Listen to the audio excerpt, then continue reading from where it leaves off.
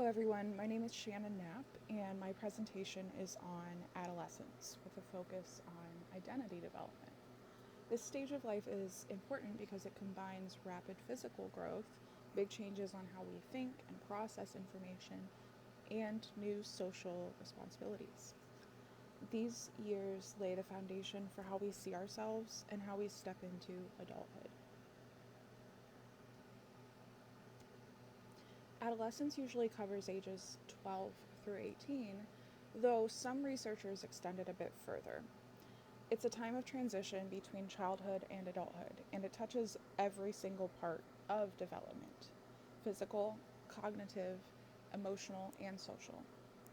Biologically, puberty begins and triggers huge changes in growth and hormones.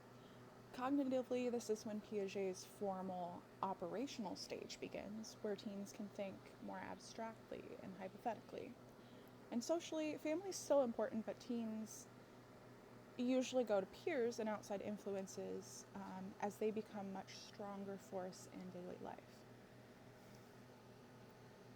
One of the biggest milestones during adolescence is brain development. The limbic system, which drives emotions and reward seeking, develops earlier than the prefrontal cortex, which handles judgment, planning, impulse control. So this mismatch helps explain why teens may take risks or act on emotion even when they know better.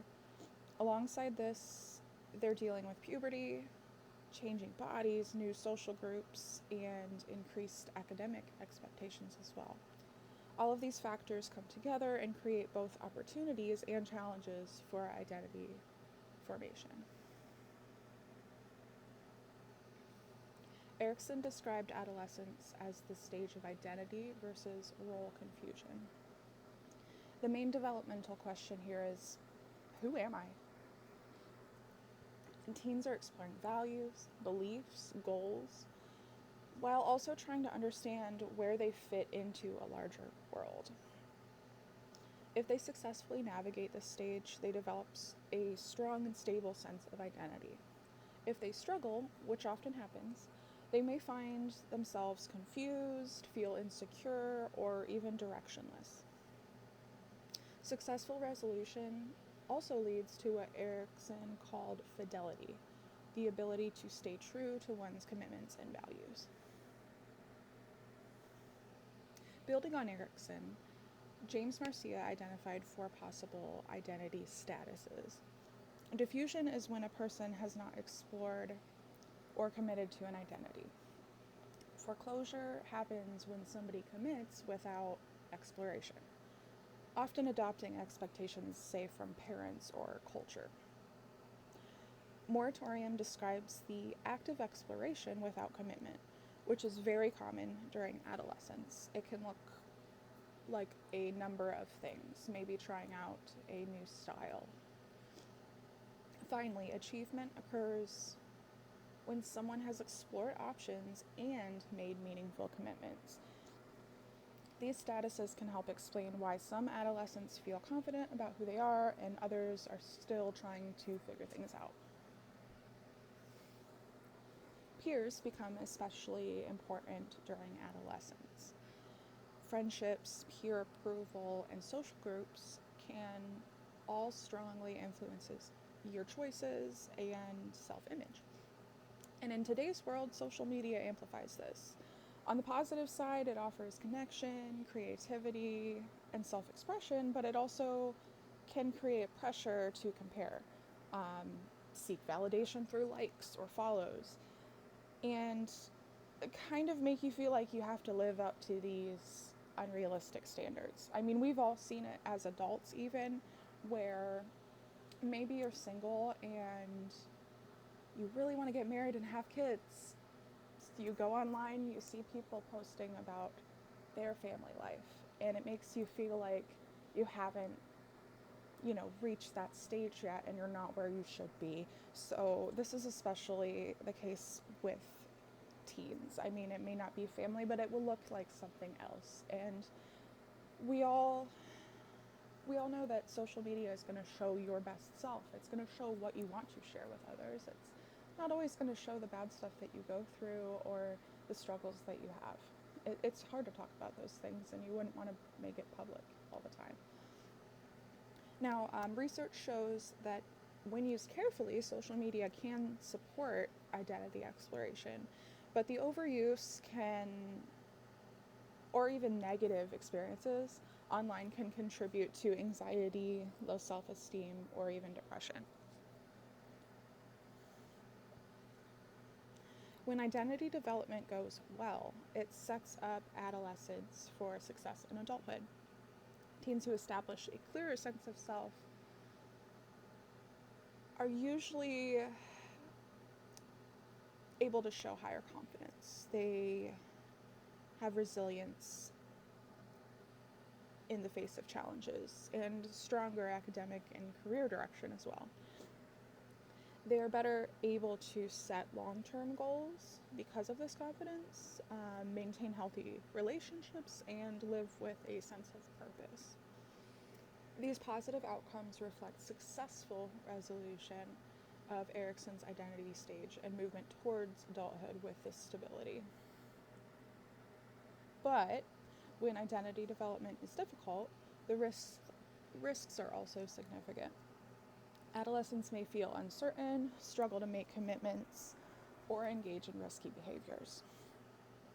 They may experience mental health challenges like anxiety and depression during this time, and they may also drift from one peer group to another without a sense of true belonging, or adopt unhealthy coping mechanisms during this time. Research shows that unresolved identity struggles can carry into adulthood, affecting relationships, career choices, and overall well-being. Thankfully, though, there are ways that parents, teachers, and communities can support our teens. Parents can help by being patient, listening, and encouraging safe exploration, rather than pushing teens in one certain direction. As a parent, it requires quite a bit of patience to support your teen.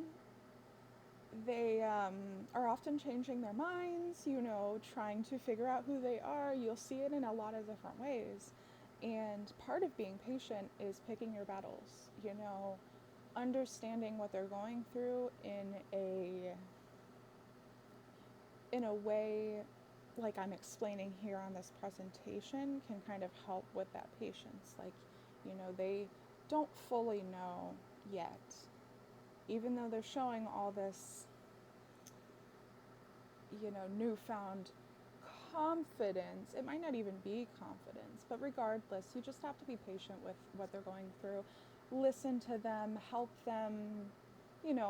My son often looks for validation in his outfits. He says, "Hey, do I look cool?" And I try to be mostly transparent with him. Like, I'll tell him if I don't think so. But at the same time, there are times where even that is a battle, like a pick your battle kind of situation. Just say yes. Yeah, you look great, man. And you know what? He'll probably find a different style tomorrow, and that's fine.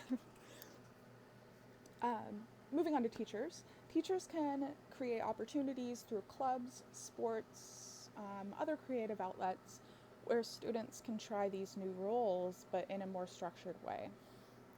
And communities can provide mentorship programs, volunteer opportunities, more things where they can be active, but in a safe place for the exploration. Across all of these, research points to one thing, and that is that having supportive adults who guide rather than control is one of the strongest protective factors for healthy identity development.